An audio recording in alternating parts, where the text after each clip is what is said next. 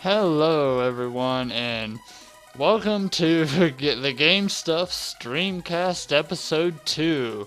I am Viro, as you see with my name below, and my co-host alongside me is...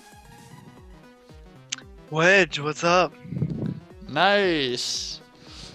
And we are here to talk to you about stuff and just, yeah, all sorts of stuff.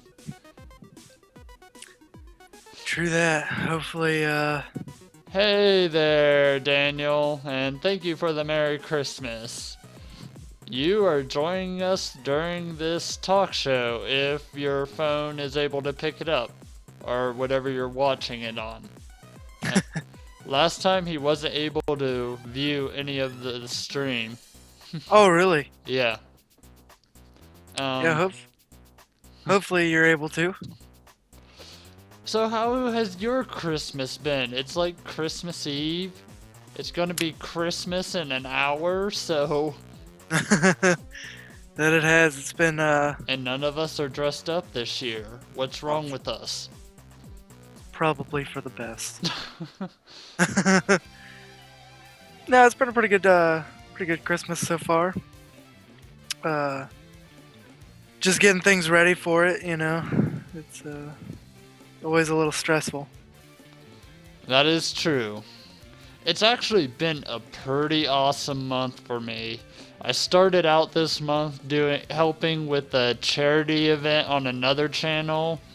We gained like $12,505 for Toys for Tots. Wow. That's pretty good. That's a pretty good achievement. It was an awesome experience for me, being as new of a streamer as I am. Yeah, that's true. I mean, it's a good experience for you, you know. I am feeling pretty great, Daniel. This week started off pretty bad. Had to call off of work from both of my jobs at least once. But yeah, my body was weak on Sunday, but it's got strength back, I guess.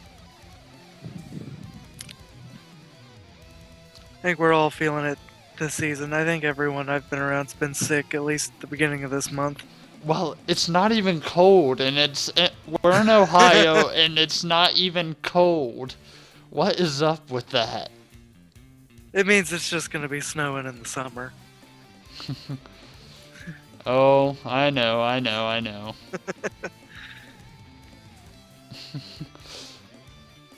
But yeah, as I was saying, just that was a pretty awesome experience. We gave a lot of games away during that charity event, and my music all of a sudden paused for whatever reason. It's all right. Again, not much planning so far into this, just because I don't know. It's just been a busy week for me at least, with Christmas coming up and everything. See, the problem is, everything I have shown on screen that's cut out has to be opened up on my screen in order to be functioning right. So, this one screen thing is killing me. Yeah, you need another one.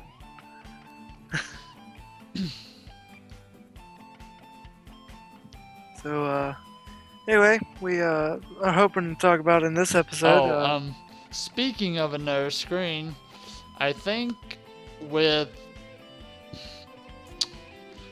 today my full time for one of my jobs actually came through, and I actually ended up getting another check than what I did not expect.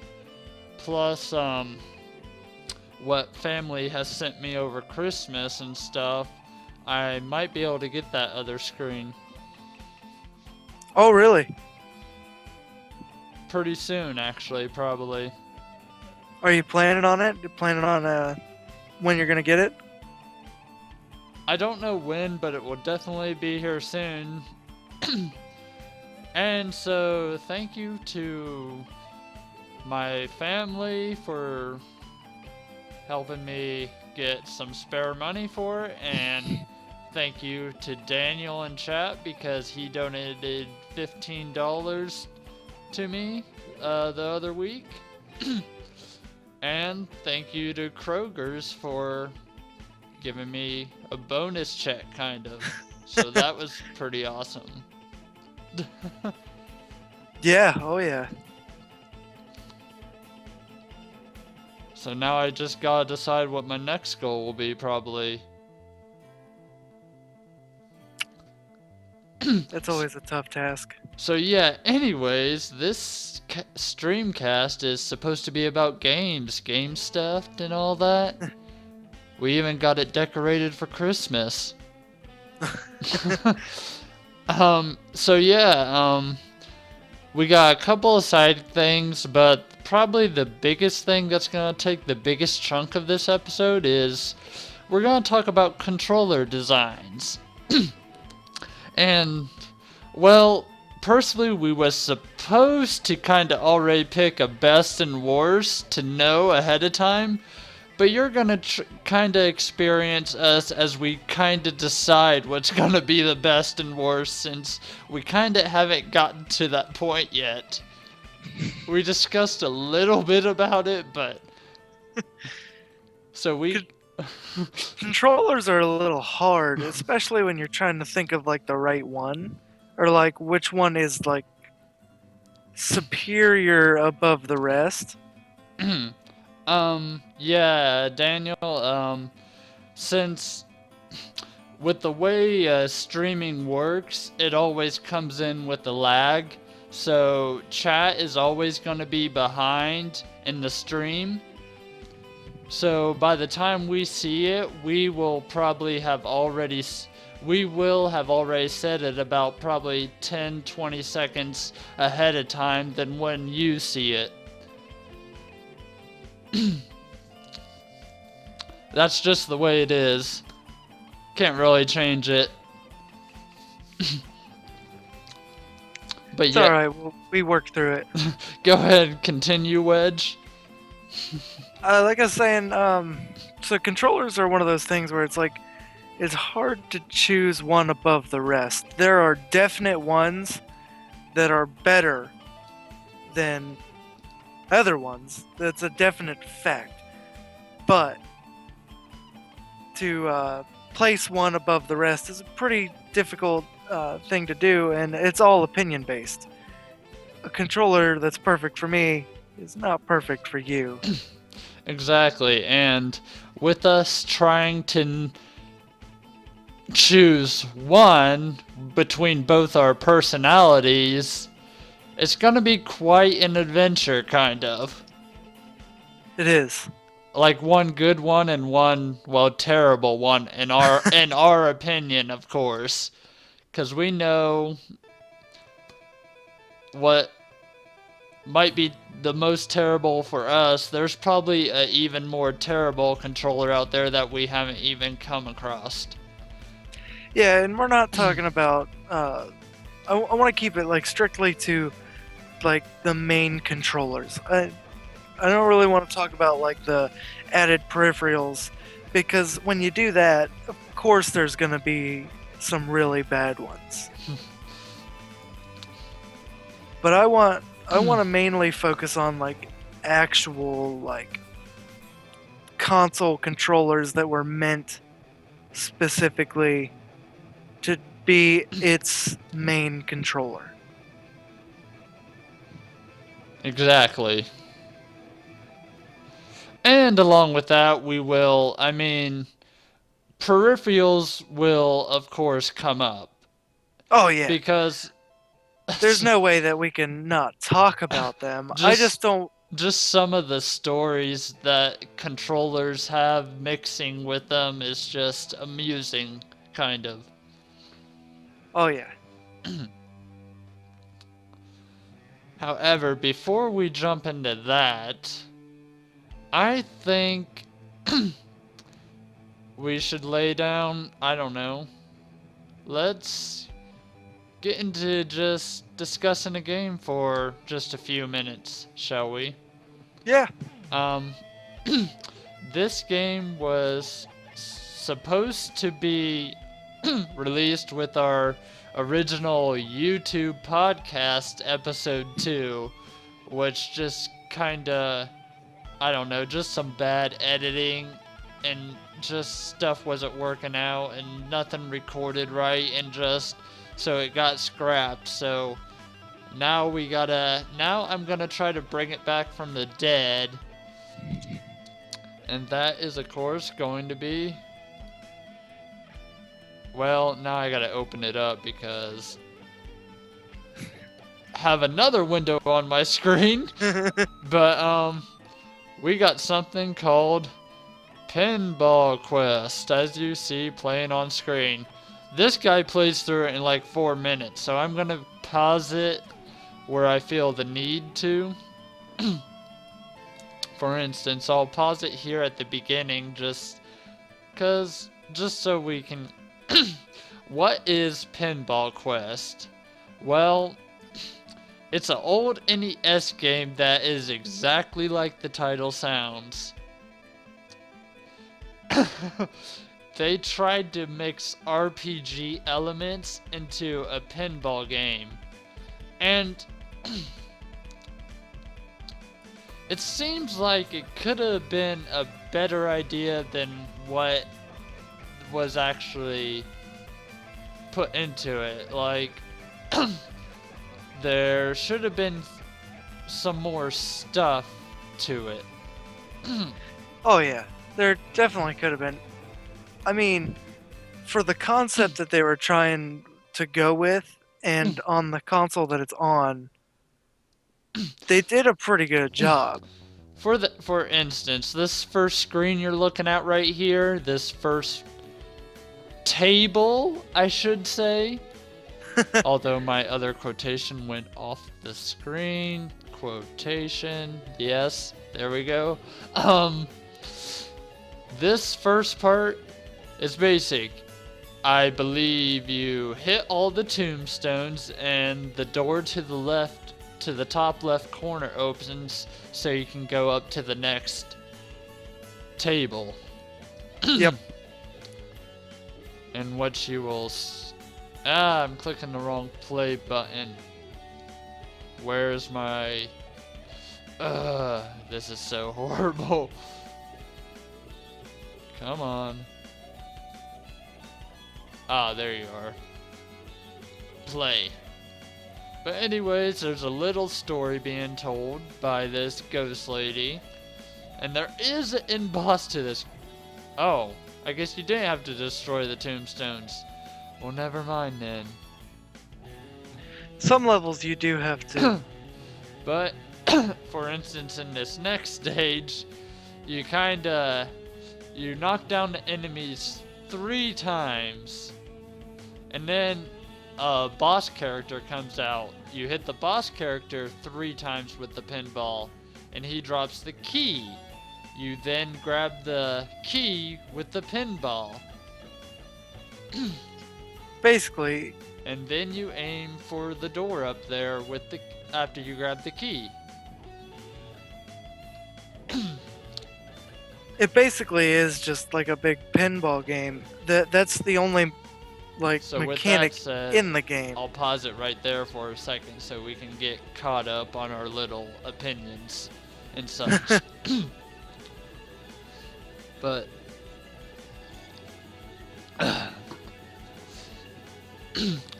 anyways, yes. It's a pinball game with a story and RPG elements. So it's pretty easy to see where this is a pretty, I don't know what word to use to describe it as. It's a pretty interesting idea every time I think of it, and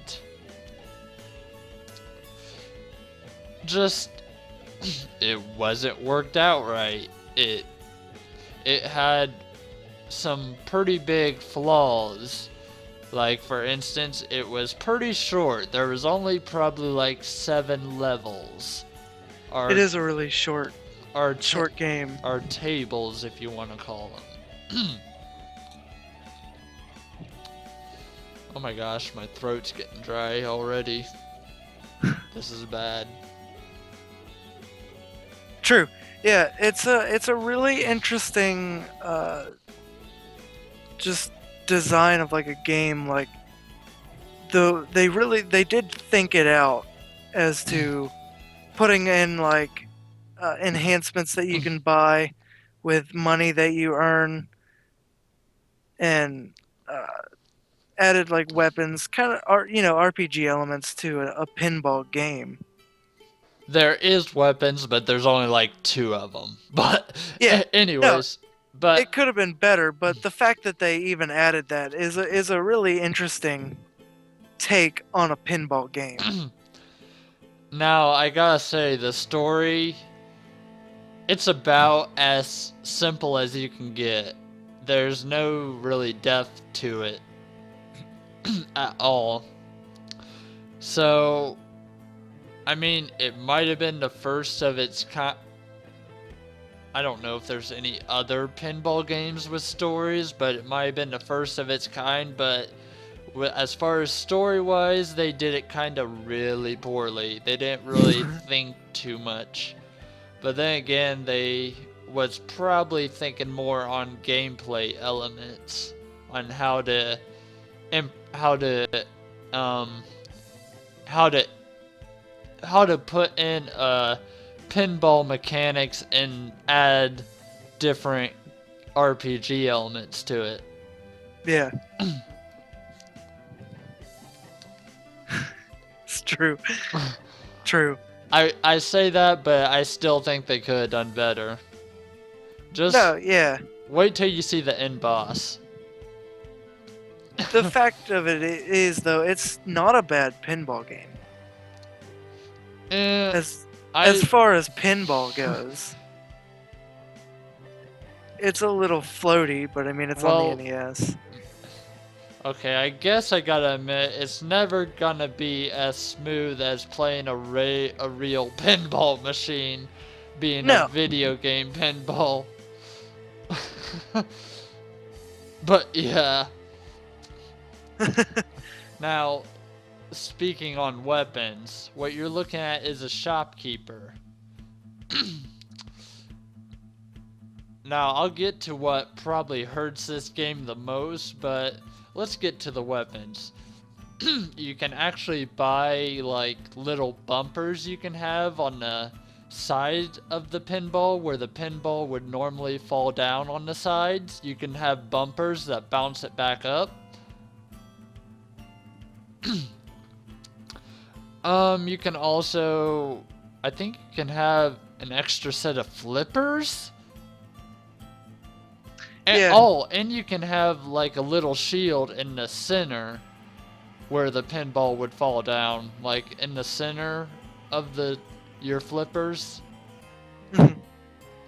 And I think that's the extent of the weapons, I think, if that's what you want to call them.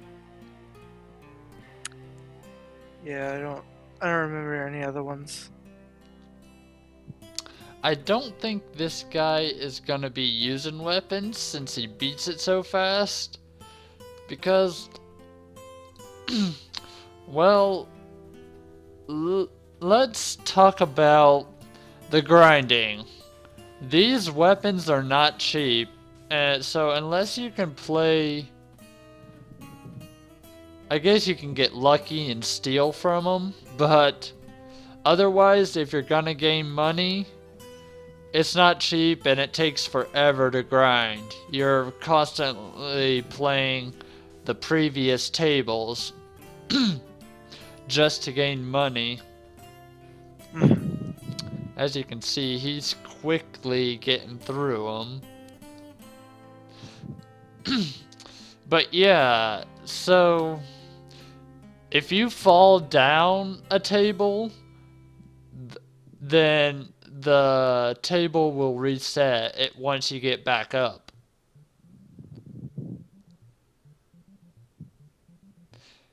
It's really kind of irritating in a way. It's A little bit. honestly, I think I've only gotten to this green part. Like, it was such a relief when I got past that witch on the second table. It is. He gets pretty lucky in this because there are a lot of things that can go wrong in this. Grinding for money, yes, there's grinding in a pinball game. But I guess it comes along with the RPG aspect, though there just wasn't enough RPG. Um, I don't want. Attributes to it. Yes, attributes. Perfect wording. Um, but yeah, I mean, I won't go into detail about explaining every table, but just each table does give its own kind of unique type thing you gotta do. Yeah, enemy and so forth.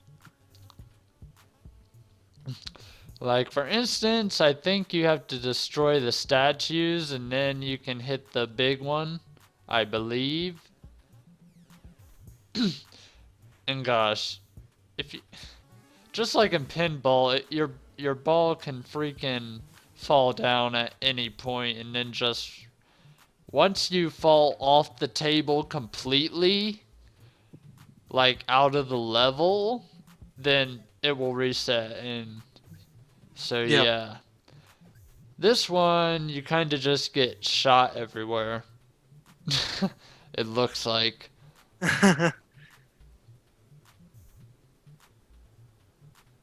Yeah, it's an interesting game.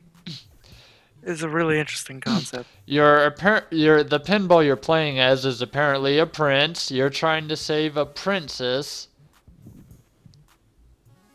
And I can't remember if the princess is actually a pinball or they made her a human. I don't really remember. I don't know. There's a button on the controller where you can switch your flippers to back and forth to being on the bottom section or the top section.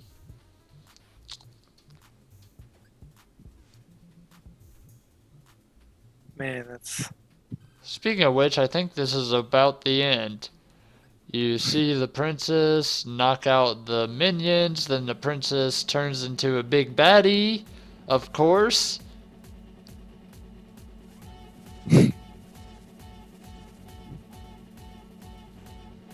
Yeah. And the baddie's defeated, I think. But wait, the, there's an ending cutscene, so I paused it.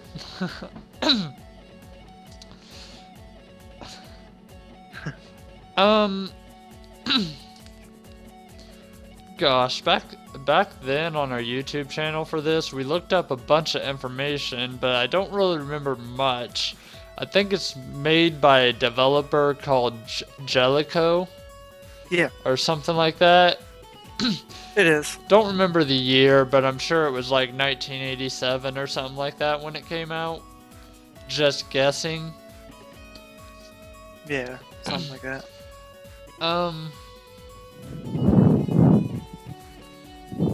But yeah, so here is the epic pinball ending cutscene. And this will be the story. Wait. Oh, there's one more table. Okay, so that was just a sub boss.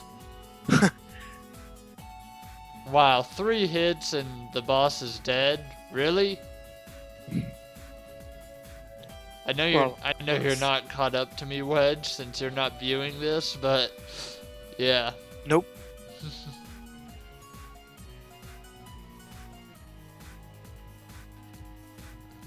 Okay, the princess is human, I guess. This is all the cutscene. Or just wearing a dress. I mean, She's not rounded. That's because it has hair. So the big reason for this big world disaster that the pinball had to save, a pinball can crack a magnet.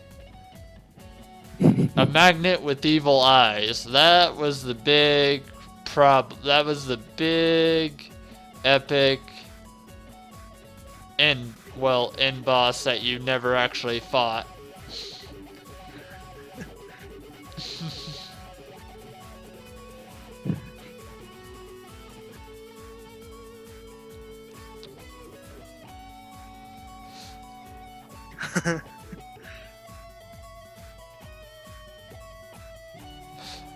Yeah, the story does not make sense.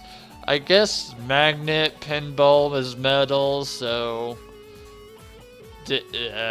disruption. Angelico is spelled with a J, just in case you're wondering. Which I'm sure will be in the credits here. Jalico. J. Jelco, I think. I think it was J-A. I think it's J-E. Oh, J-A, okay. Jaleco. Yeah, that. Because it's Japanese Leisure Company is what it stood for. I did not know that, and the game was made in 1990, okay. Well, no, cancel. Okay, so that was the Great Pinball Quest. And, yeah, so... It's a game you always wanted to talk about. Yeah, so it was... Would I play it again? Probably not.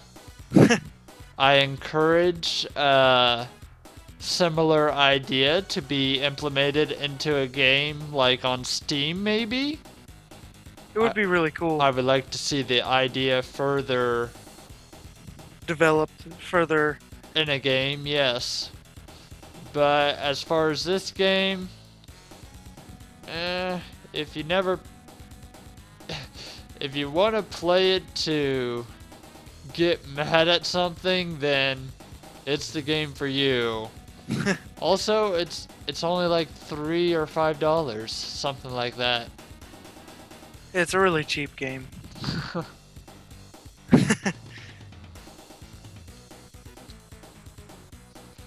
Awesome.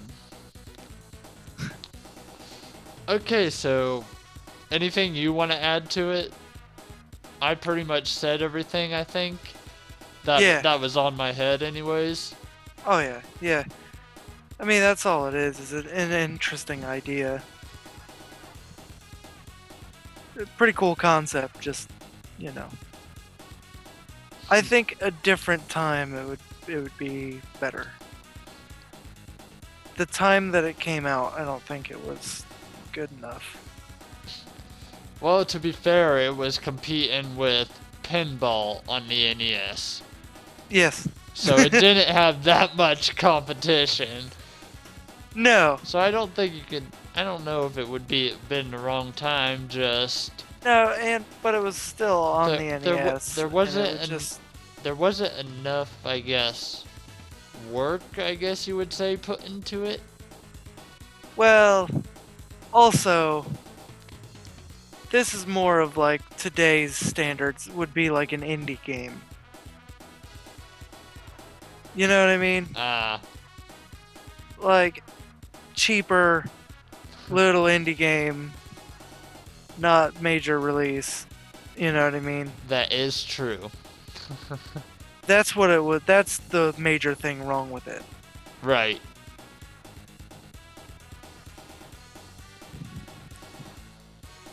And one of my favorite Sonic tunes is playing, City Escape.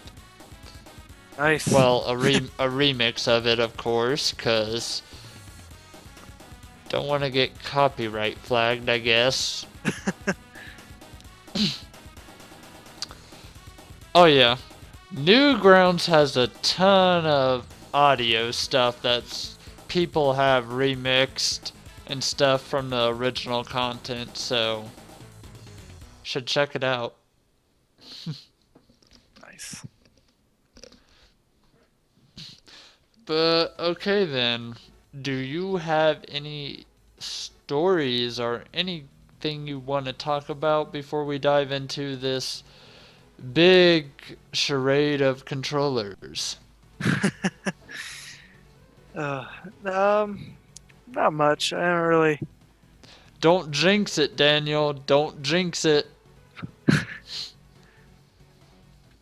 I haven't really had much going on. I really haven't played much. Been just working. So Again, actually, had a pretty interesting conversation with my boss. He was at work. He was talking about gaming. There was another guy uh, named Johan who was working at our store, and Johan's a pretty big PC gamer. He built his own. He plays a lot of MOBAs like League and stuff. right. Uh, and he plays CS:GO, which I can't get into that game. Counter Strike, Global Offense. I'm not good at that at all. They were talking about that, and our boss wasn't into it either. But our boss was talking about old school LAN parties when he was in college.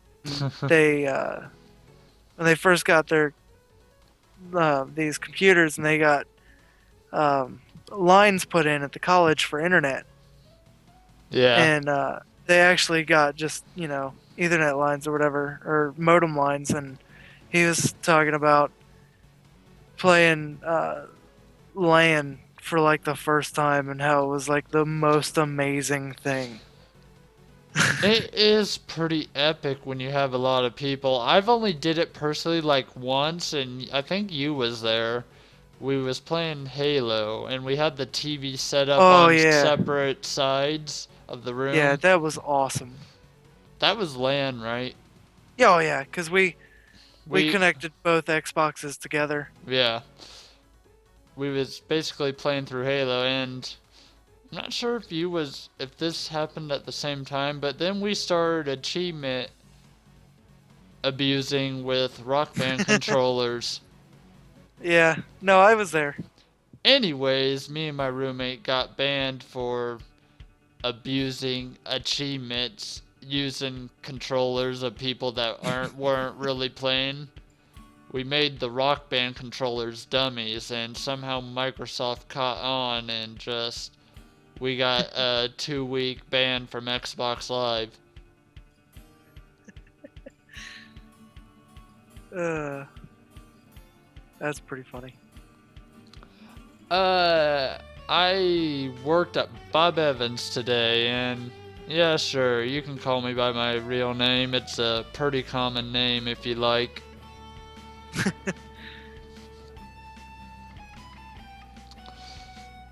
But Um, yeah, that just makes me think of when he was talking about that. Just really makes me think of like I wasn't around, during the LAN times, like when all that started to be. But man, I remember when we used to play and there wasn't an online feature and we had to pass the controllers and everything. And man, those were like really good times for multiplayer games.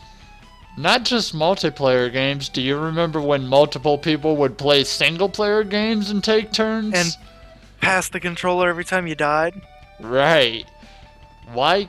Them days seem to never be coming back, it seems like. Nope. But I remember having the most fun with that. Like, I know online, that's fun. You get on, play a game or two. But it was nothing like getting people actually there. And when split screen was actually good, it would actually just, be a full split screen thing, or man, that was fun. Right. Gosh, what was the last single player game you played along with someone? Or the last one you can remember, I should say. Playing along with someone. I don't remember. I don't remember what the last one I played was. It might have been here recently with my girlfriend, but I don't remember what it was. But yeah, those times.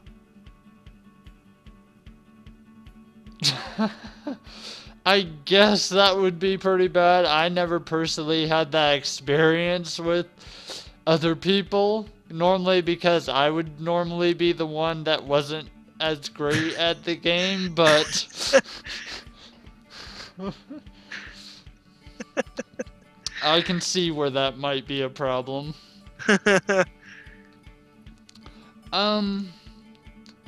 Well, this wasn't really a multiplayer game, but we surely played it like a single player game.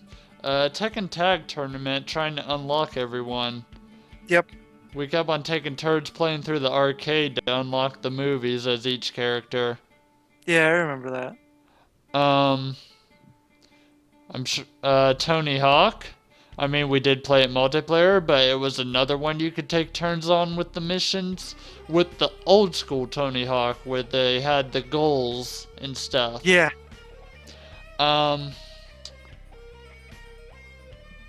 Legend of Zelda Wind Waker, Legend of Zelda Ocarina of Time, both of them. I played through, well, more so Wind Waker I played through with my current roommates. So we kind of both played that. Ocarina of Time was kind of a funny one. I played through it, but at the same time I would talk to my friend from school that knew like everything about it and would lead me on over the phone to where I need to go. Kind of my free toll-free Nintendo power call whenever I was stuck.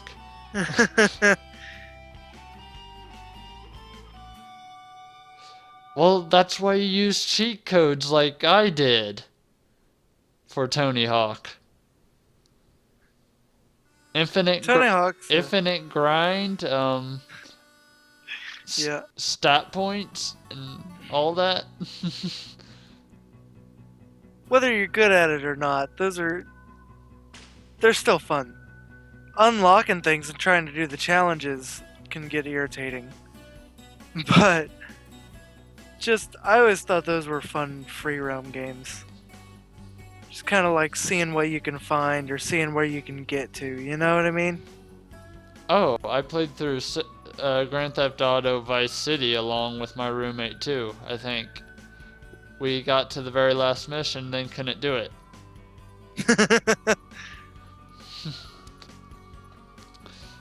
But yeah, good times, good times.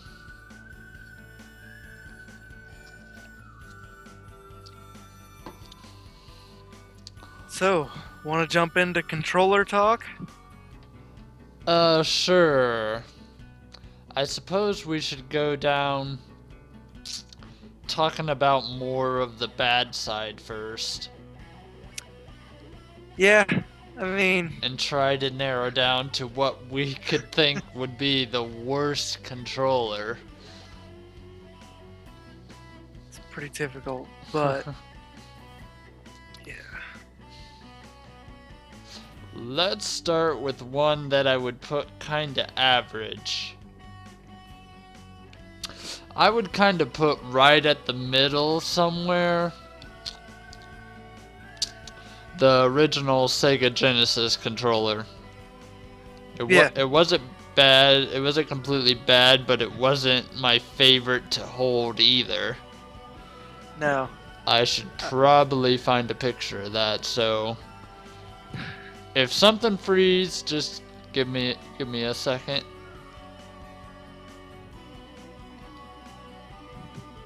But yeah, I would agree on that because I don't know. Just a little awkward.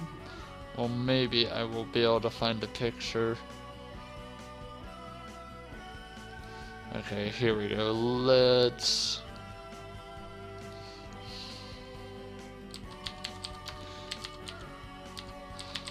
Don't be afraid to tell them more about it. No, I'm sure it's already been... Okay, images. Yes, why not? But yeah, no, I would agree. The Sega Genesis controller's interesting. The Genesis controller, I don't know what it is. Yeah. Every one that we get has something wrong with the buttons. You know what I mean?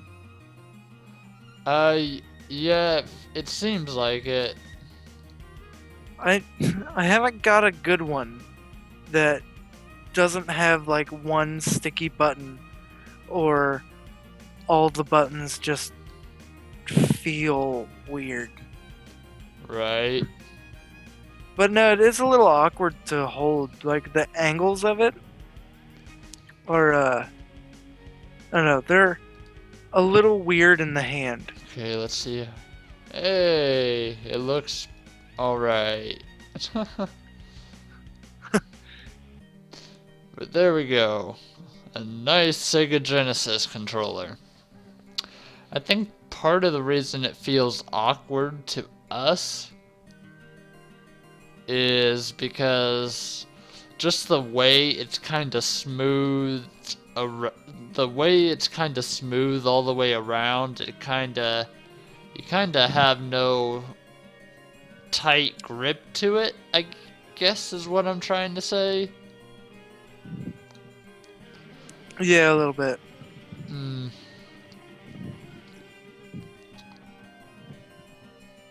But no, I wouldn't say it's the worst controller, but definitely not the best.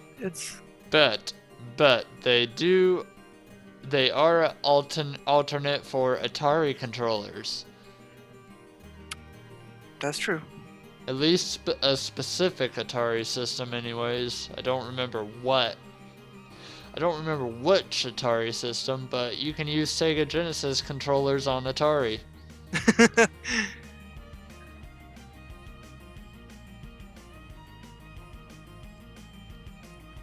Yeah, that's what we're saying. That it's got just an awkward feel.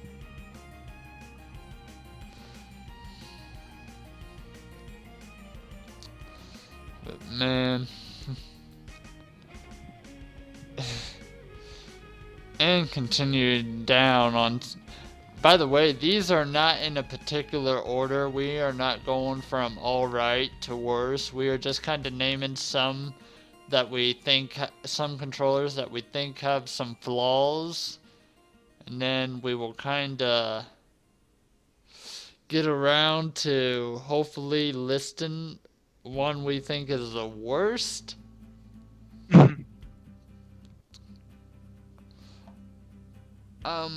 Okay.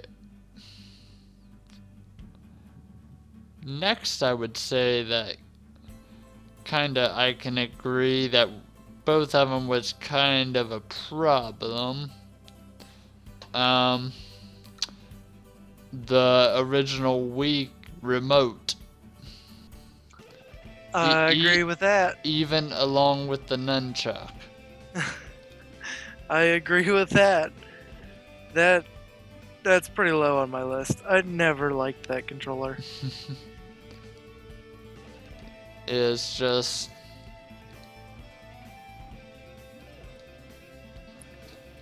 I mean, it works for what it's there for. It's, primarily a motion controller.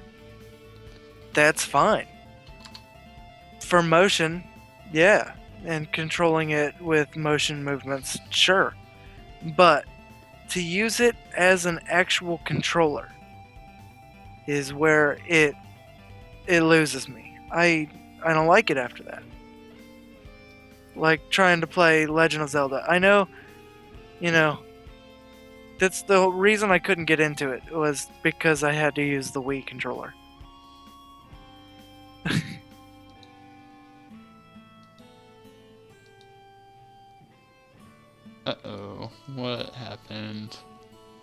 Okay. What is it selecting a frame for? I don't want it to select a frame for that. Go there. Select. There we go.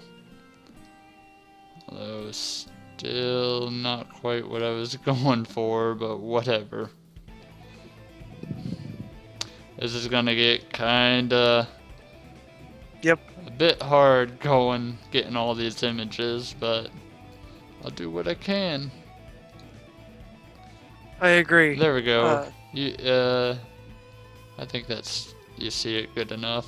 Yeah, sure. I agree with that comment though. I hated the strap. I hate using a strap on a controller. Why?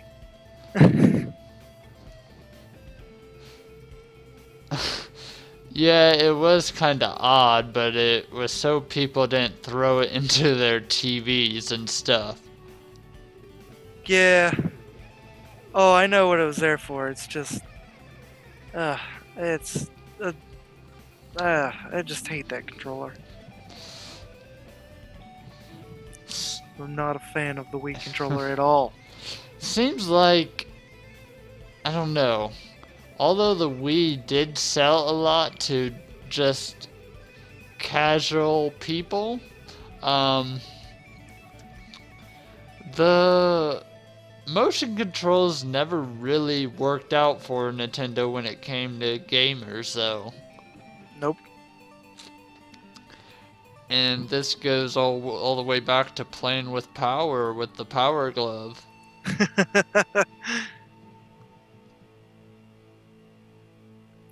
See, this is why we didn't want to include accessories into our main list, because there's your worst controller. Except, that's just it. It can't be considered really it's a controller, but it wasn't really mainstreamed enough, I guess. Yeah. And I wouldn't consider it a main controller. It's an addition. True. Not sure if everyone's seen the Power Glove, but I'm sure most people have. I would assume. Yeah. Oh yeah. Anyways, it was kind of the same. I can only assume it's what the Wii remote built itself from, because they are very similar. Yeah, they are. Just one has a much bigger motion sensor bar thing that would never fit on any flat screen TV today. Nope. Not at all. No, the Wii in general, I couldn't. And I think part of the reason's the games. It didn't really have any games that appealed to me. Second, and I believe that is part of the reason is probably because of the controller and the hardware that Nintendo had. People didn't want to go through the trouble to code for it or make a game for it, True. Yeah, even now, we're gonna get a little off topic, but even now, Nintendo's kind of behind when it comes to hardware. Oh yeah. They stepped into the right direction with their Pro controller though. Sadly, the thing that's holding me from putting that as the best controller is it's kind of a clone controller. Yeah. And I don't think it would be fair since it isn't its own design. I agree. But it does feel good to hold. It does.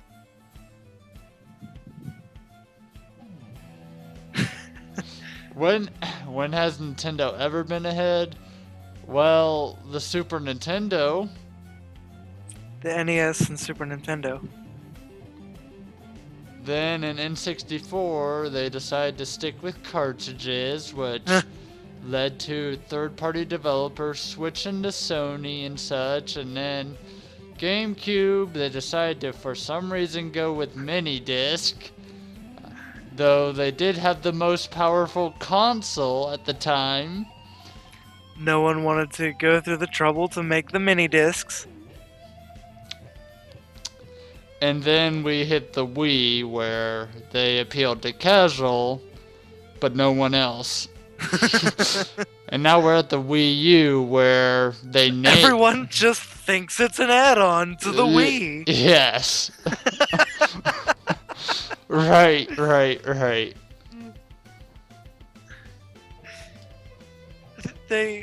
So they made the mistake on their hardware with the cartridge, sticking with cartridge.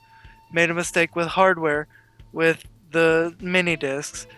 Made a mistake with the hardware for motion controls. And then they made a simple mistake on the name. They shouldn't have named it the Wii U. No, they should not have. That was a dumb decision. Hey, I can't help it. I like to be a smart ass, I guess. Oh, who doesn't? Let's see. Oh, their new system, codename NX.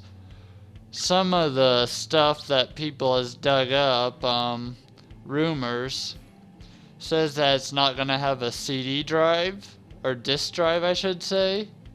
So they may be going like putting games on SD cards, or digital download. Maybe. If it's digital download, I'm not gonna. Okay. I like a physical copy, but if it's digital download, okay.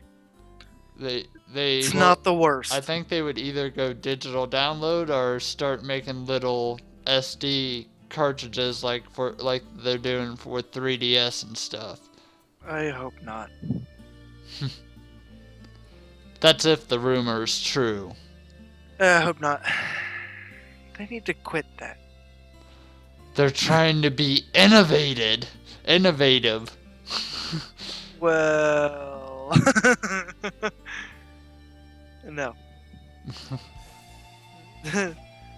Maybe they're not trying enough. Maybe they're trying a little too hard. Something.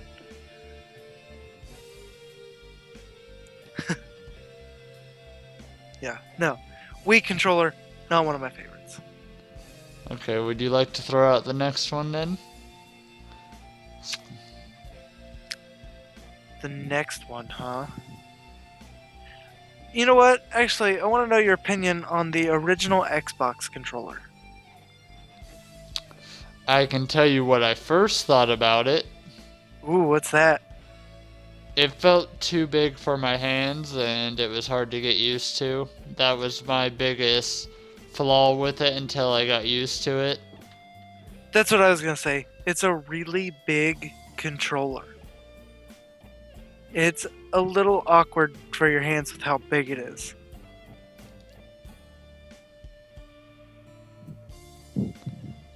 That's what I was...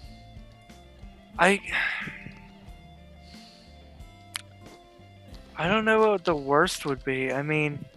Are you saying the original Xbox is bad? I'm saying it's not good. I'm saying it's probably midway on the list because it's too big. It's too bulky. You know what I mean? I don't like... I don't know. It felt weird. Again, it took a little while to get comfortable with it. Right. It was not the worst. Like, I would, like, going even further back than like the NES and stuff, like Atari controller is interestingly, I'd say, mid-range again. You know, it's like trying to think of like the worst one is like, how is that worst? Or like the Atari 5200. Now that one's just not the greatest. Right, right. The buttons on the side and a big joystick.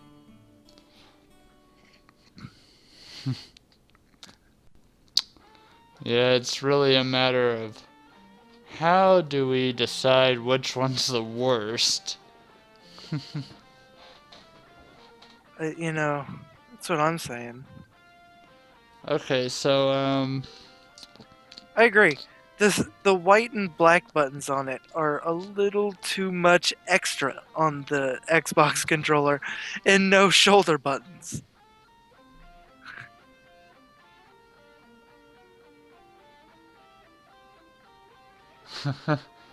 wait, it had no shoulder buttons? It had triggers, but no shoulder buttons. Huh. I did not remember that. Yeah, which made it again a little awkward. True. Even the GameCube had a shoulder button. Z shoulder button. Which was in itself a little awkward. But at least they made half an attempt.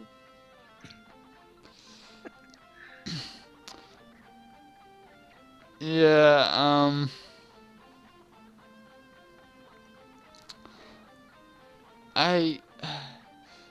it was awkward from the start, but after getting used to it, it was alright.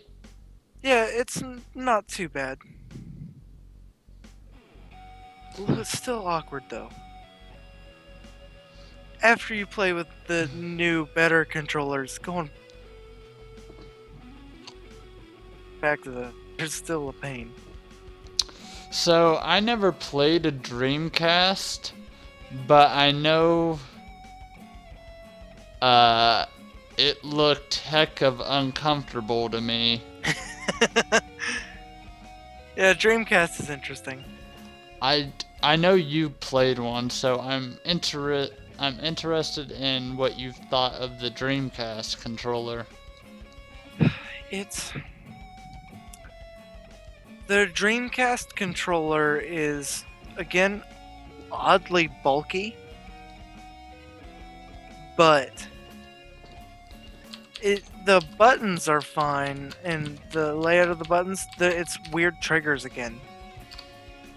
And on the back, it gets really slim in the middle, and you have these really deep ridges for your fingers, and it's feels really like it's a really big controller, but it feels odd. Right. It feels oddly skinny.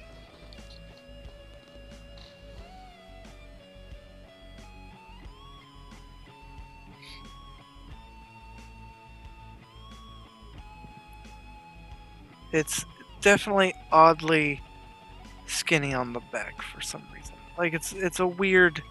Oh, weren't Dreamcast controllers? Oh yeah. The worst thing about the Dreamcast controller is the wire comes out of the bottom.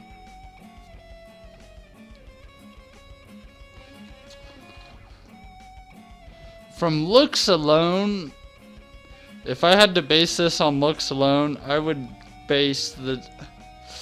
Oh gosh, a lot of people are gonna hate me, but on looks alone, that looks the most uncomfortable to me.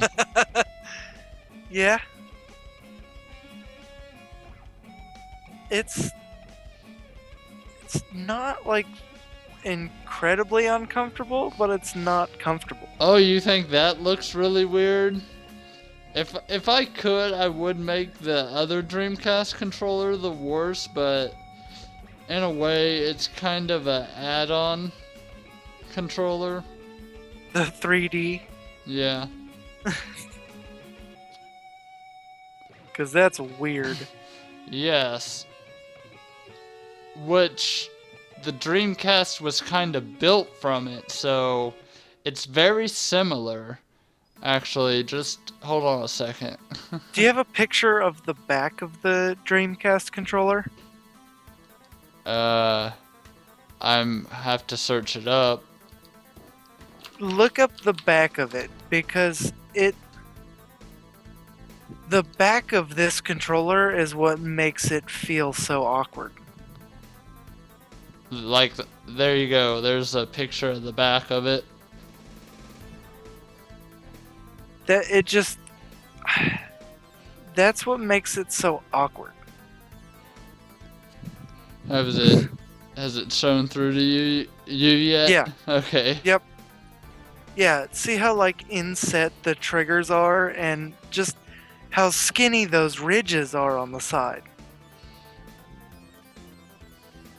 You feel like you're holding the steering wheel. Yeah. A really tiny steering wheel.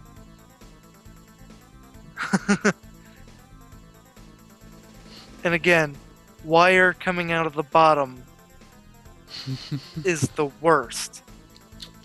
That is true. Because on top of it, those wires would always get kinked on our controllers when we had one. Because I had a Dreamcast growing up. With those like that, they always were like kinked really bad on the bottom, and you could never get to a position where like the wire wasn't on you somewhere. Right. That was annoying.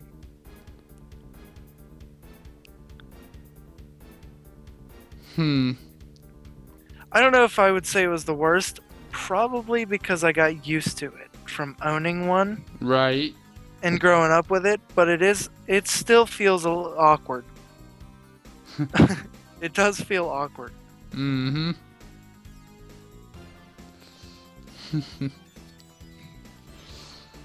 Anyways, oh yeah, I wanted to show this.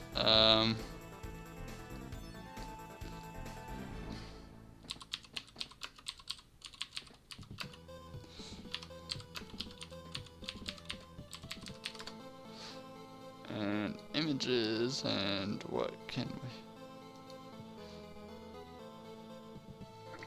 This was a extra controller that was made for the Sega Saturn when 3D games started to come out. Because the original Sega Saturn only had the D-pad and the 6 buttons and a start button, I think. But anyways, if you see that switch kinda at the bottom left of the controller, that's how you switch to use the D-pad or the joystick. In this completely disc controller. The back is very similar to the Dreamcast, actually. Which is interesting. So the Dreamcast controller was built from this thing. It seems like. Yeah.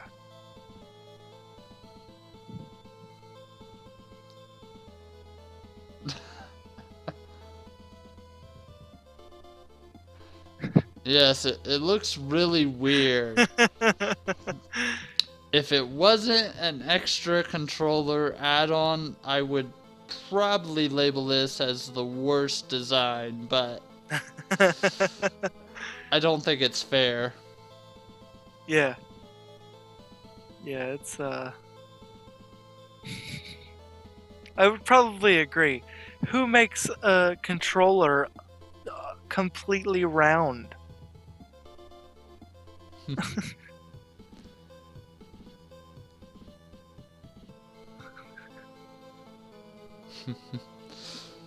True. Okay,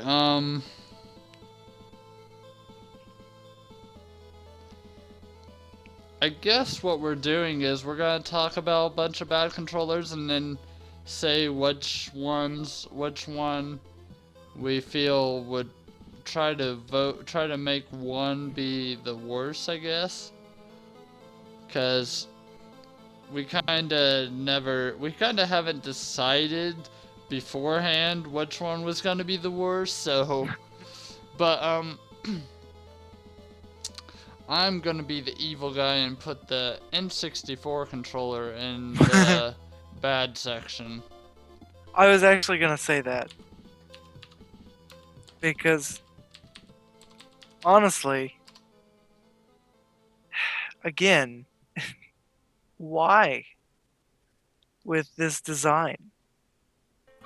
Why Okay. make the center have? Why Well, give it 3 handles? button layout. Buttons look good. Joystick even looks good to an extent. I think what they was trying to do, they had the center post to be like an airplane. That's why the Z button was on the back of the center. The other two was so you could hold it like an additional controller. But Yeah. but having them both together, having them mashed together, it kind of looks and felt very awkward to hold right from starting to play it. Yep. If you hold it from the center and the side, it's not terribly uncomfortable. It's just the design of it's like, why?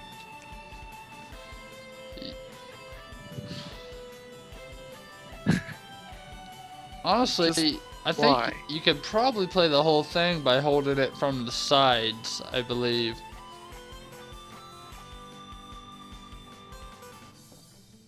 But that would just be uncomfortable.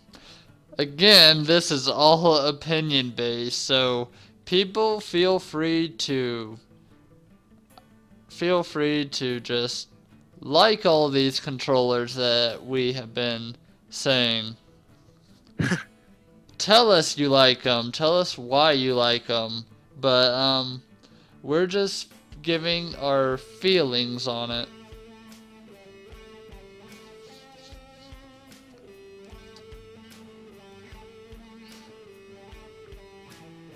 I definitely wouldn't say N64 is the worst for me personally, but it's not. I think it's in the bad section, though. Yeah, no, it's in the bad section. It's kind of hard, really, because okay, when it first came out, it didn't feel as bad as trying to go back and play it now.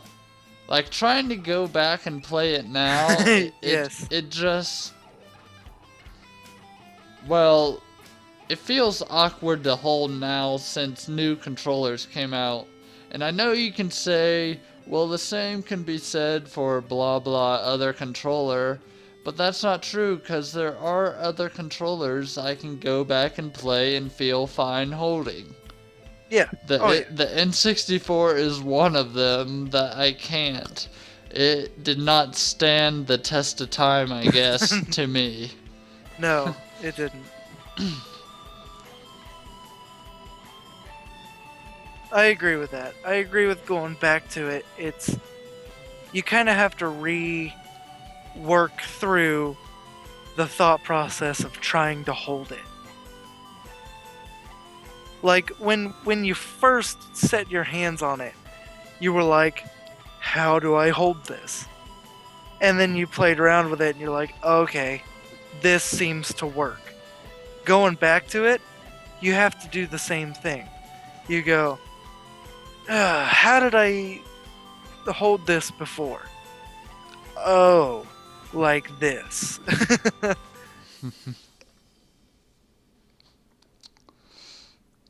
My girlfriend also hates this controller. If we were talking about her least favorite controllers, this would be by far the worst. So she hates joysticks because she's used to playing Super Nintendo. She grew up with only having a Super Nintendo, and and an NES. She only ever had those, and I think a Genesis. So going to a joystick is awkward for her in general. But then you throw in this controller, and then you have to hold it awkwardly as well. Yeah. That would be correct.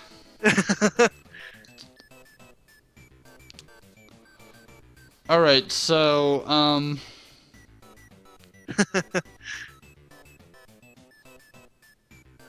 do we have any more bad ones, like, that you can think of? Not that I remember. Wait, I do want to look up to see what one thing looked like. Again, we have not looked up every controller, but I know some that exist. Yep. And definitely didn't experience every controller.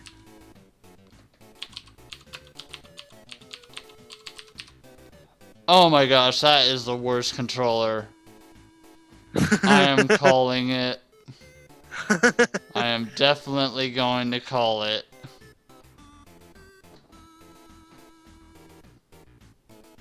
Okay. I know I haven't played it, but oh my gosh, what the heck is that? Yeah, okay. I was gonna discuss about what controllers that we already talked about that would make the worst, and I noticed that I didn't remember what the Atari Jaguar controller looked like. What's... I just need to see what the back of it looks like. Okay. Here, I'm looking it up too. Oh, alright. Go ahead. Jaguar controller. No, that doesn't look good at all. The Atari Jaguar was, basically the first step into the 64-bit wars, which, or was it 32-bit? I don't really remember, but whatever it was, the Atari decided to be the first to release a console with the most bits. And they proved that having the most bits does not mean you are going to have a good system. The games were not that great on it. No. The buttons at the bottom had overlays? Yes, like the old Atari, the old school Atari controllers. Huh. That's interesting. I guess they was trying to bring their old school to be relevant again, but let's just say this console got blown away by the N64 and PlayStation when they came out. This thing did not last long. Yeah, I can see why. I was gonna discuss, but I think I'd vote this as our worst controller as we have seen as far as main consoles. Although it is questionable if the Atari Jaguar is a main console. No, I would agree. That controller's not good. That controller's not good. What did the back look like? I think it's just flat. Has little ridges. From what I can see, There's not much. Yeah, okay. Just kind of little ridges.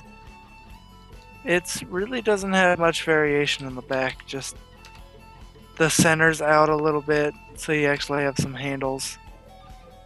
There's no triggers or anything. Well, of course there wouldn't be any buttons on the back. Okay, looks like it's dug out. A little bit, yeah, in the center. What is that coaxial thing? Not coaxial, but there's this little copper thing at the bottom. That's apparently a rapid fire controller with a switch. Okay. I don't know if that was a mod. I think someone modded that one. Are you sure? Yes.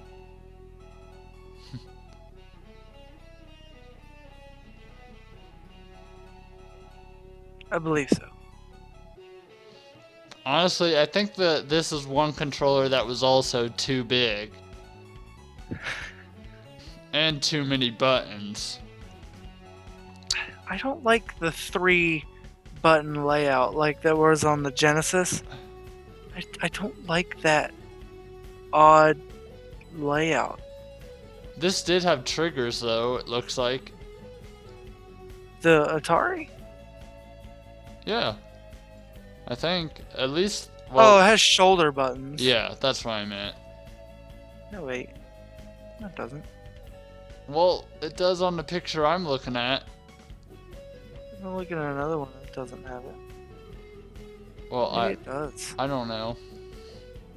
Either way, it still looks really ugly. Oh. Thanks, Oh, okay. That's the one with the buttons on the top. thanks for the Merry Christmas, River. Merry Christmas to you too. It is past midnight, so we are into Christmas territory. Merry Christmas, everybody. The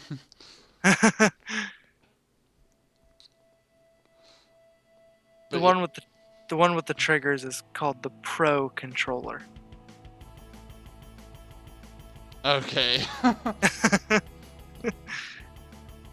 Because the Atari Jaguar was so pro.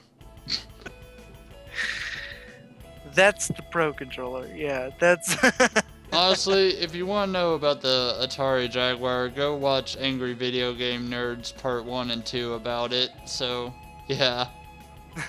But you know what we need to talk about? Good night, River. Thank you for stopping by. What do we need to talk about, Wedge? The good controllers. Yes, let's... And I'm gonna throw out another one that I think is more on the...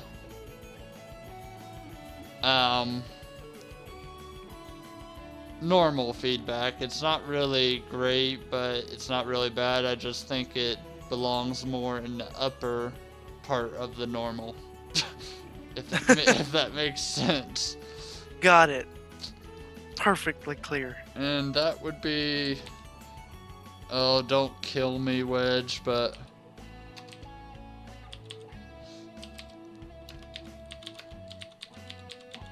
I know you already see what I'm typing. I don't, actually. Well, you already see what the picture is, so... Virtual Boy controller. I don't think it was a really bad design. I think it was an okay design, honestly. But I don't think it belongs above the normal. It's interesting.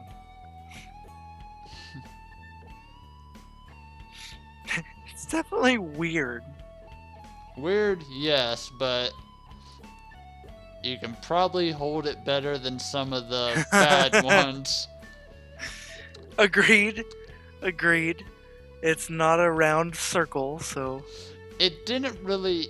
But again, remember, the Virtual Boy did not have enough games to really justify the controller any either, except I think the most that justified it was the boxing game on the Virtual Boy.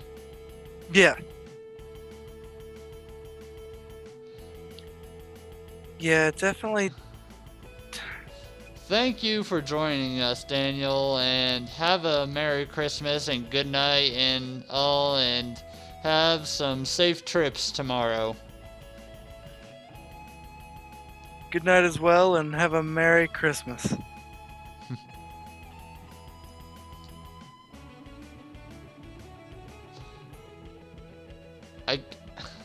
Because I think with the boxing game, each D-pad was used as one of your fists. See, that'd be cool. That's a good use of this design, then. Yeah.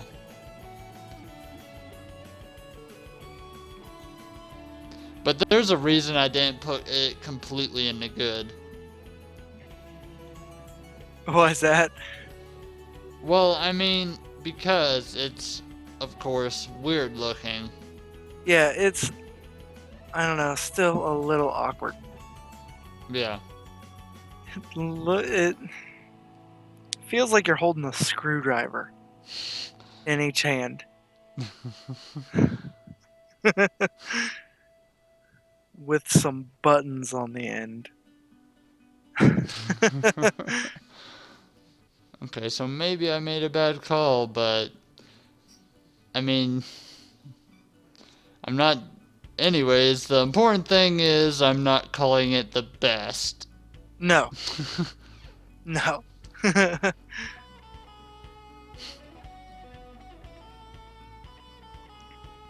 No. We need to throw out some good controllers. Yeah. Feel free to start. PlayStation 1.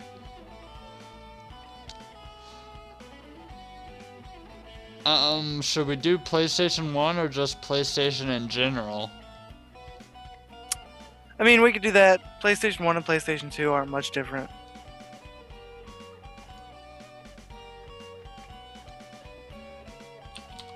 I was just saying PlayStation 1 because that's kind of where they got, that's when they pretty much finalized the design with the PlayStation 1. They didn't really change anything. You know what I mean? They added joysticks. Okay, well, before the joysticks, we had this thing, which would be the one without the joysticks. Yeah. Until they realized they was getting some 3D games, so they had to upgrade their controller. Yeah. So with that, we then went from that to, well, this.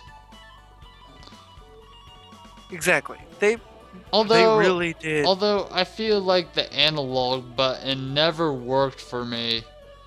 Like, I felt like it never turned on or off for me using that thing. I would agree. At least from what I remember. I remember the light, like, sometimes turning off, sometimes turning on. And no matter what, the analog buttons or the analog sticks would still work. Yeah. Pretty much. Yeah. No, that's a really good controller, though. Has a really good feel. Right. And it had everything lined out really good. Everything had really good spacing. It's a little awkward having the joysticks down here. Awkward now. This controller is another one of the ones where when we first got it, it was amazing. We played it, it was amazing. And then we got a little spoiled, I feel like, with...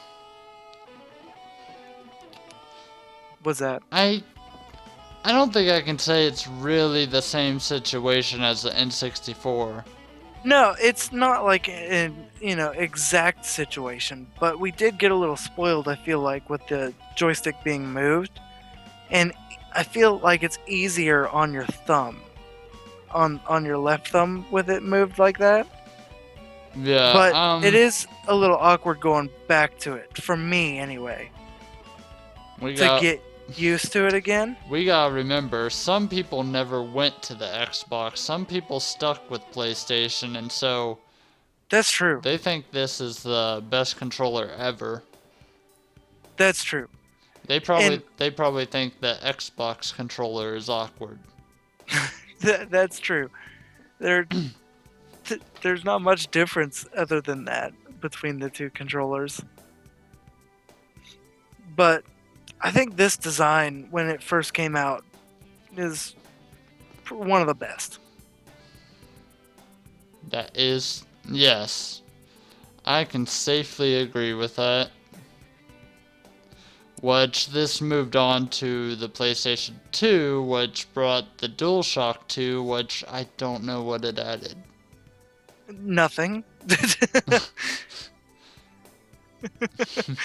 A different color. Did the original one have a vibration? Ooh. Don't know if they did or not. I don't remember.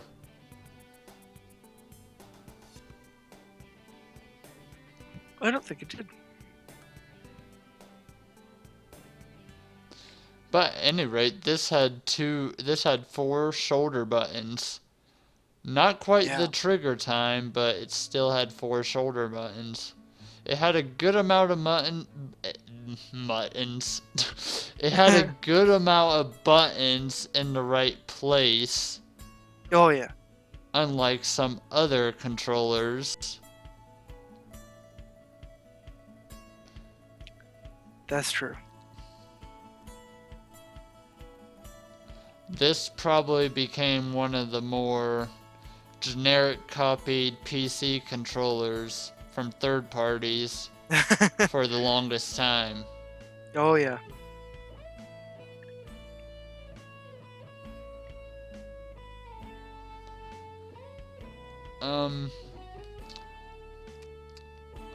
Well, let's quickly go down the list of some of the older stuff, which probably is not gonna win, but are good controllers nonetheless.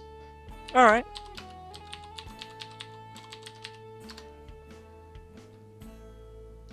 And of course, we got the NES controller.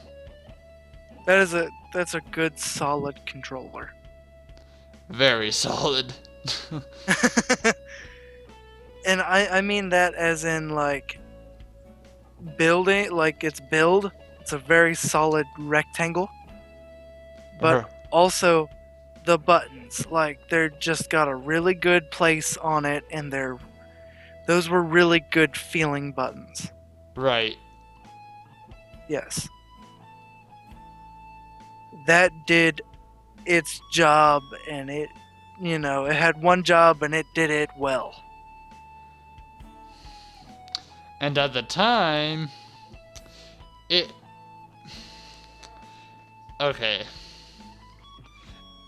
It pretty much probably only had 1 or 2 more buttons than the Atari at the time. Yeah. But its big thing was it introduced the D-pad, I believe. And that's how they innovated, or became known for innovating. Yeah. Because before you had this big joystick thing that you moved around, and it probably was not very responsive. I can't say for sure, because even as old as I am, I did not own an Atari. NES was my first. Mm-hmm. But I can imagine that it was not as responsive. Yeah. I don't know. It looks like it would be a little awkward to hold a big joystick. But, I mean, it would really depend on how it felt. And I don't know. I know I've played an Atari before, but I can't remember how it felt. Right. But with that, let's move on to the other rectangle masterpiece, I guess.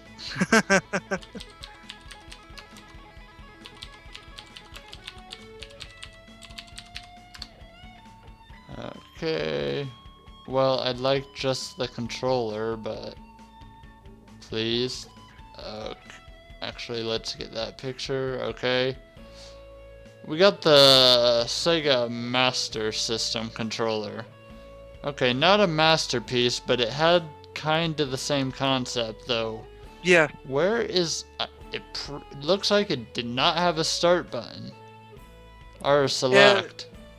It does look that way, doesn't it?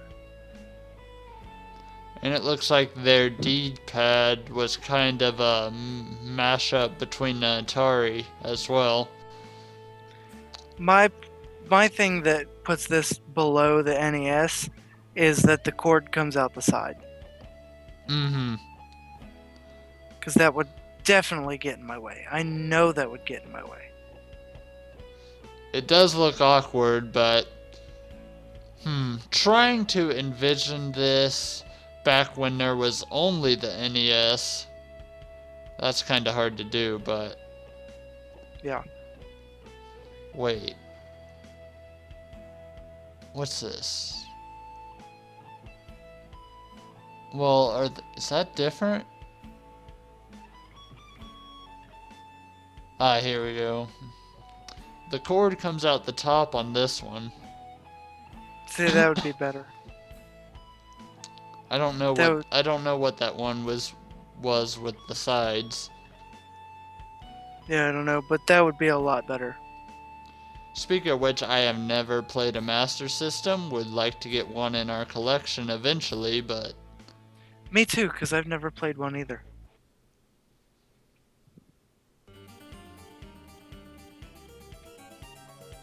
But yeah, it looks pretty similar to the NES, minus the start select buttons. Which here it looks like the one button and start button are the same thing. Again, I don't really like the D-pad on this, if you want to call it that. It just looks very awkward. So, did the NES come out before these? Before the Sega Master System? I honestly don't know. Because if it did, then... Well, let me think. Look up the TurboGrafx 16 controller. Okay.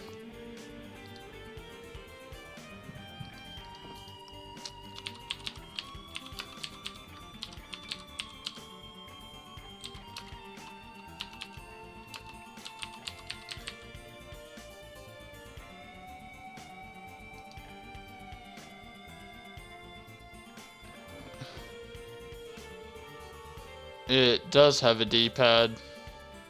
A little bit with a circle, kind of like the Xbox does today, but... Well, yeah, these came out after the after the NES, right? Alright. So these Sega Master System and these, it looks like they copied their controller pretty much. Yeah. Like, they saw that the NES controller worked, and honestly, I'm sure that they saw that it was a good controller. Right. And so they kind of copied it for theirs. True. Because these are all like clones of the NES controller. Right. Which is a solid controller. True. Though the TurboGrafx looks like it had a little bit more smooth than having a sharp edge. A little bit, yeah.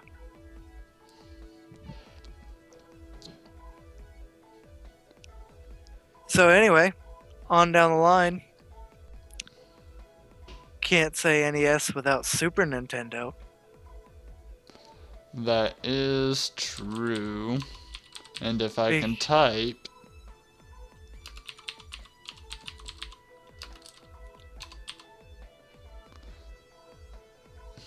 And it doesn't really matter which one I pick. They also have the multicolored buttons, but it doesn't really matter. They're both primarily the same controller, but one has a shorter cord. Yes, much shorter. If you look back on our YouTube videos, we actually have a Super Nintendo and a Super Famicom. Yep. So we do know the controller length. Is miles shorter. Kind of like what they did with the original Famicom. True. That was really short.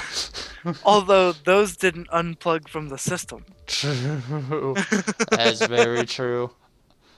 Can't you use a Super Nintendo with the Super Famicom?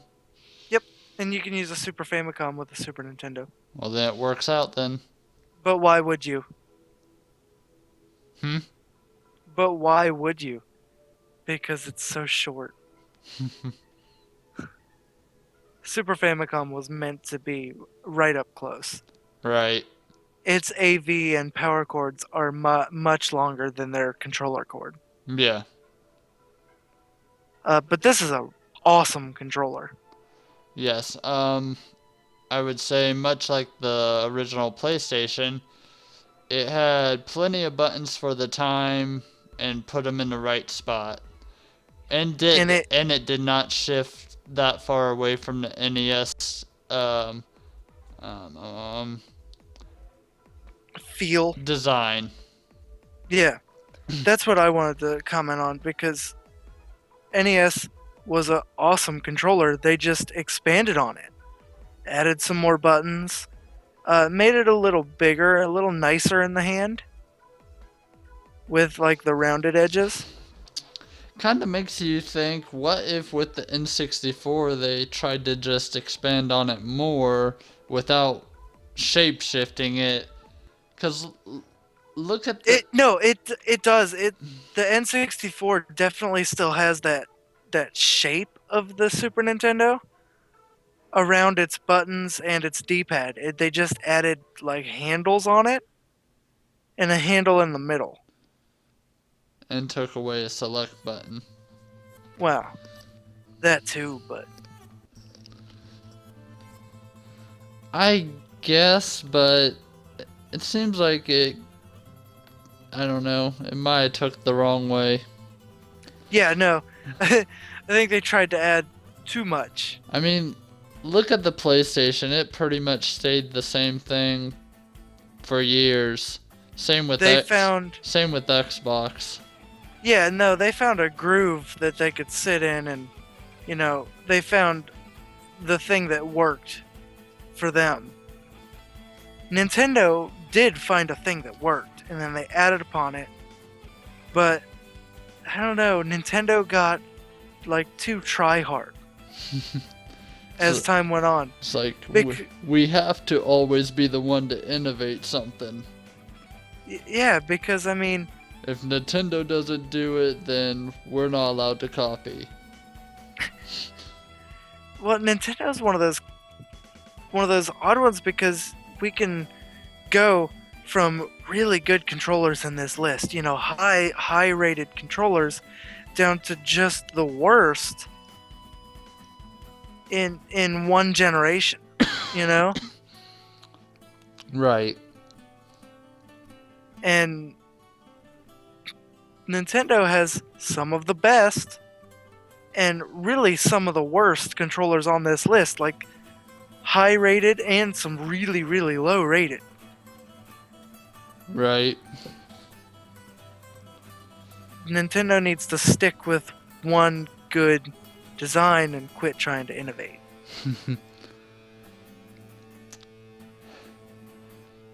Nowadays, it might be too late for Nintendo. I don't know. But I want to tell the other great Nintendo controller that I feel of was the GameCube. Alright. Because, honestly, I don't know, it's a little small, kind of, but it does feel really good.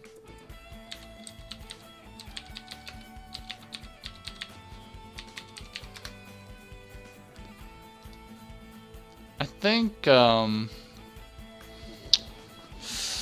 I have mixed feelings about this controller. Mhm. Kind of. Honestly, it will.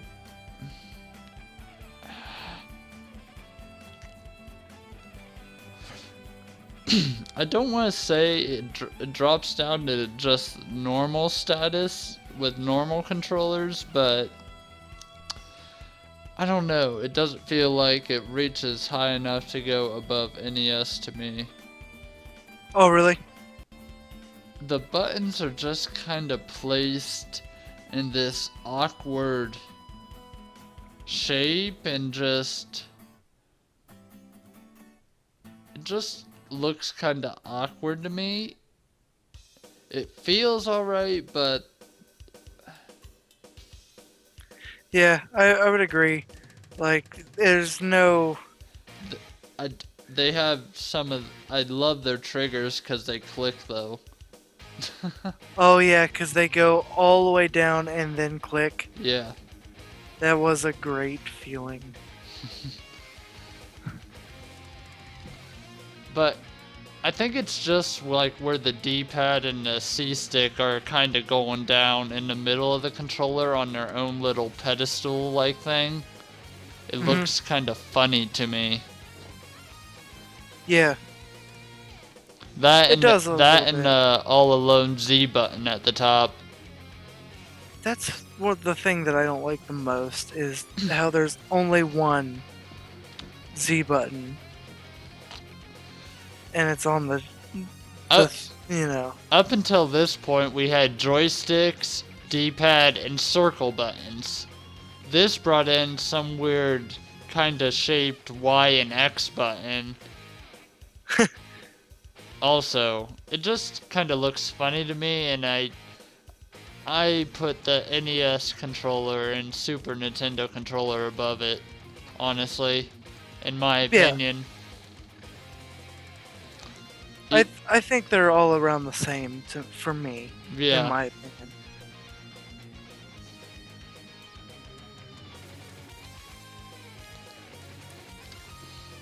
Oh boy. Well, we clearly went through all the Nintendo stuff. Yes.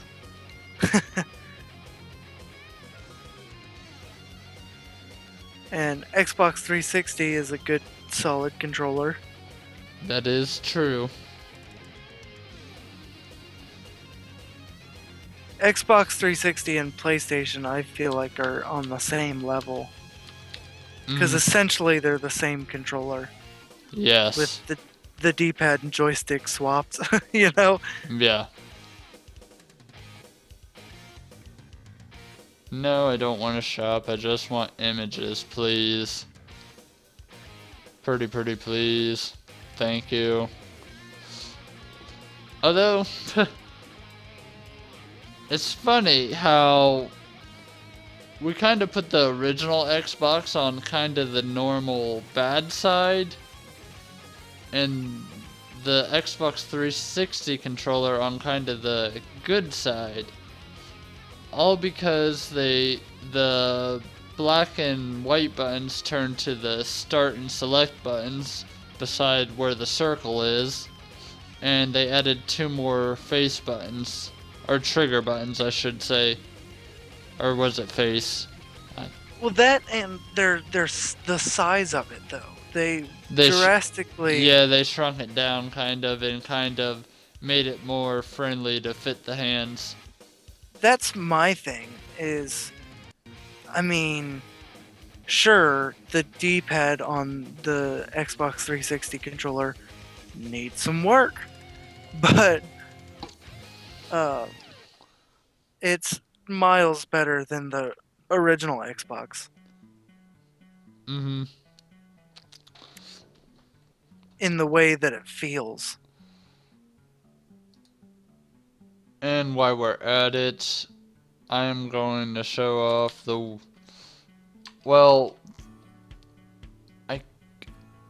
yeah, let's show that first. Wii U Pro controller.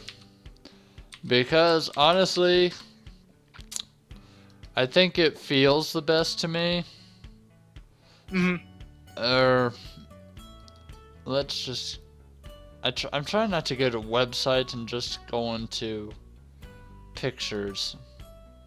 Yeah. I personally, it's like just the right size, and I really like the placement of it, and I don't know, do you think we can put it as a controller, or do you think it copies too much?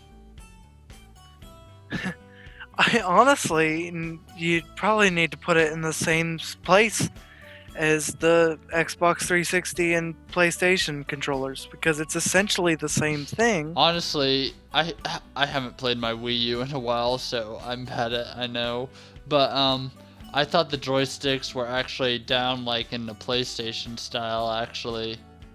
That's that's how I was originally thinking, but But I didn't yeah, know they had them both up at the top, so that kind of changes what I say. it's still a really great feeling controller. It is. Um, but it's essentially the same as the Xbox 360 with the right side joystick and right side buttons being swapped. That is true, but we can say the same thing for the between the PS PlayStation controller and the 360.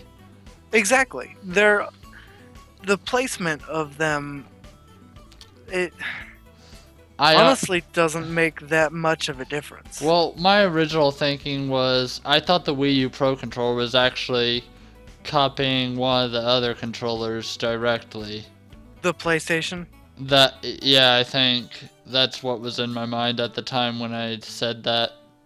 Yeah. But now that I see it, yeah, I can put it in its own category, I guess. Yeah, oh yeah.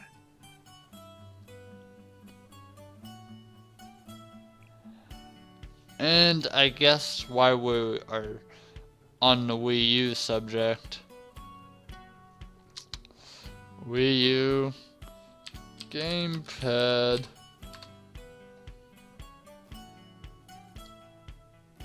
The actual controller with the screen on it. Okay, I wanted. Yeah, that works. Whatever. Which, I guess it's essentially the same thing, but with the screen. Yeah. I don't like it as much. It's still on the good side to me as far as it does feel good in your hands for as big as it is. Yeah. Yeah, it does. It's just it's too big for me. It's got an odd feeling because it's like you're holding like a tablet. Well, essentially you are. Pretty much. And I don't know. I don't care for it as much. I like Again, the condensed controller. yeah. So Nintendo, can you go back to just making controllers and games for your system and not these weird things? Gimmicks.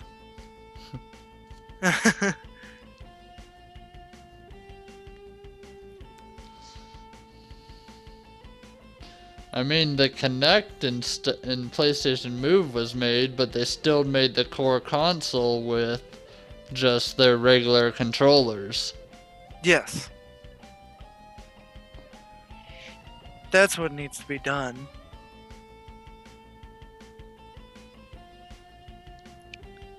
So what would you say is the best controller? Hmm. Um.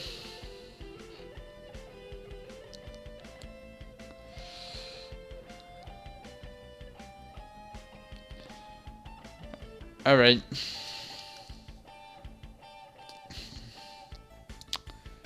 This could come to an end depending on how we both think, but just as long as everyone knows this is just our opinion. I mean, what we have played recently and stuff is a big factor in how we think as far as what would be the best. Mm-hmm. So it's not going to be. We're not saying our opinions are fact. We're just saying that this is what we think based on what we played of these three and how recently it's been and such. Mm-hmm. So, with that said, I think I'm gonna have to go with the Wii Pro controller because I don't know, it feels just the right size in my hands, and I don't know, it just feels like the right size. And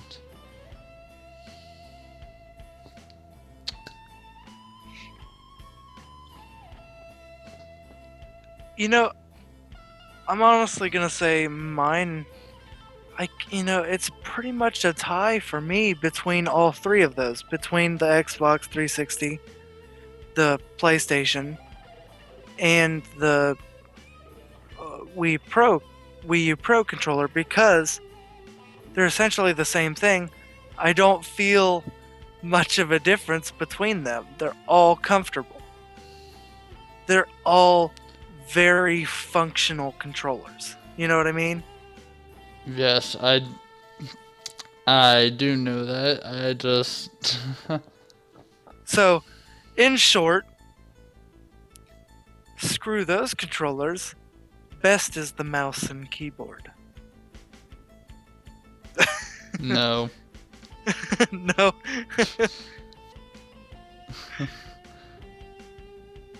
No, I'd say mine's a tie between those. Well, Because that's kind of anticlimactic ending. it is, because I honestly like them all. I mean, I like the 360 controller when I need it. I only use it on the PC because I play most of my games on the PC. But I really like the PlayStation controller because of the way it feels. I don't yeah. know. You know, it's kind of a tie. Well, I mean, I'm not gonna argue with you because, I mean, If I go by the one I use the most often, then it would be the 360 controller. yeah.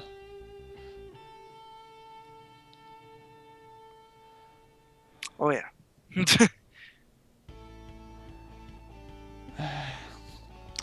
I guess essentially we can't really pick a best then, at least based on our two opinions. Yeah. I mean,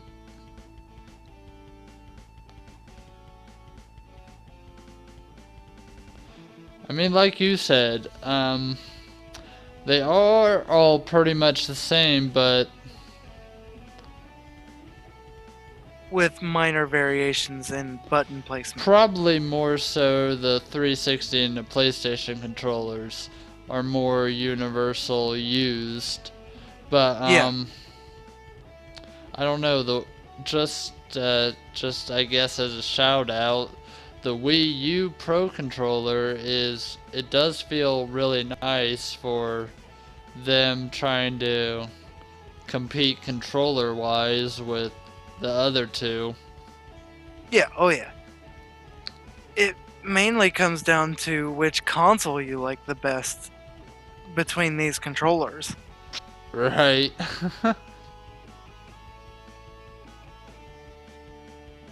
If we do that, I would say PlayStation.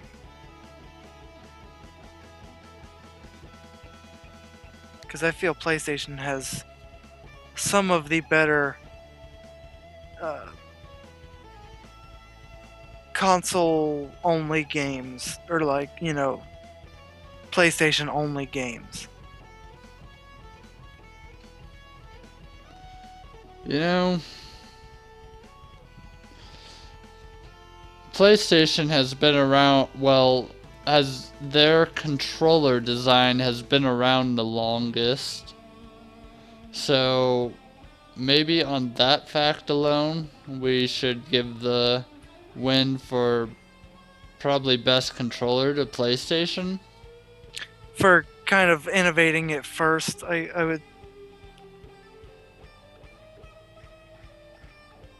probably. I mean, the Xbox controllers are different enough, but they came around several years later. True. So I think just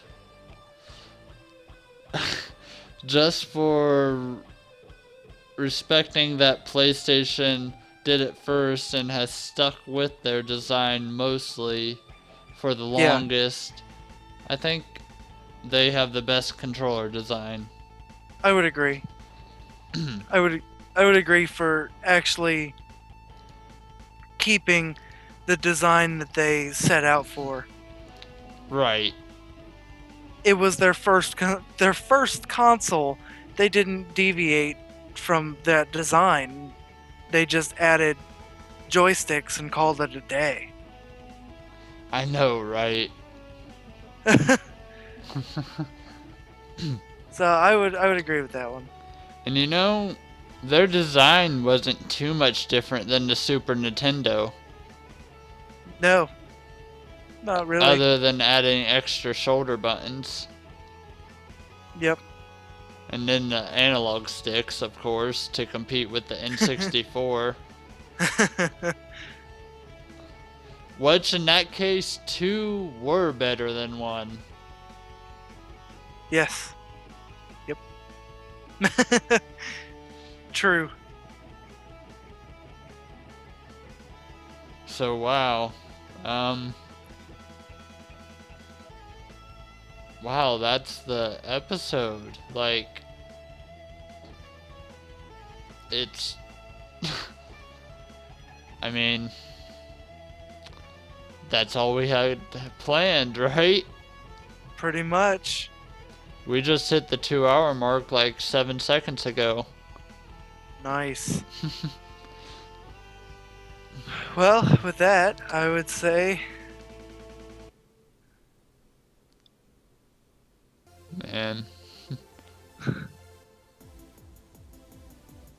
You know, I know I do this a lot, but I tried to do this at the end of every stream. I'm gonna use my little shout command and shout out a couple channels that I feel deserve to be shouted out to whoever's viewing.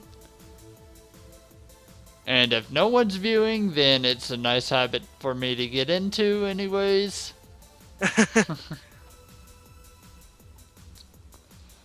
But yeah, everyone, just Merry Christmas, and this has been really fun, and I hope everyone who watched or is watching enjoyed and respect that those were our opinions, and I hope that, you you have different opinions, and would, like to hear about that if you're, commenting or ever want to just... We do have a YouTube channel that if you just search up Gamestuffed, it should pop up our little videos. Yep. But let's see. There was something else I'm not gonna say next week, but next episode we are going to take on good and bad console designs. Yep. In general. Yes. Oh, well shoot. There is one thing we did not mention this episode. What's that? We never got to the Steam controller. I say we talk about that next time. True. Alright, everyone. See you guys later. And have a Merry Christmas, safe holidays, and I hope to see you next time. Happy New Year. That one. Legend of Zelda Remix main theme just came on.